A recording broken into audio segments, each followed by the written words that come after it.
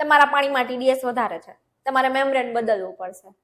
આવું આપણે અવારનવાર કોઈ ને કોઈ ફિલ્ટર વાળા જોડે સાંભળતા હોઈએ છીએ. પરંતુ શું છે આ TDS? એનાથી શું ઇમ્પેક્ટ થાય છે?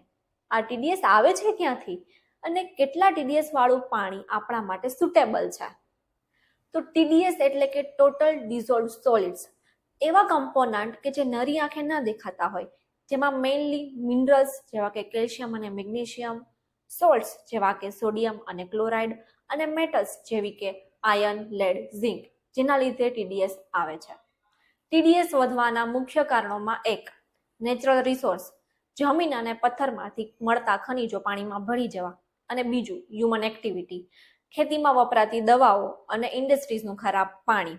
આ બધા કમ્પોનન્ટ ક્યાંય ને ક્યાંય જમીનમાં રહેલા શુદ્ધ પાણી સાથે ભળી જતા હોય છે.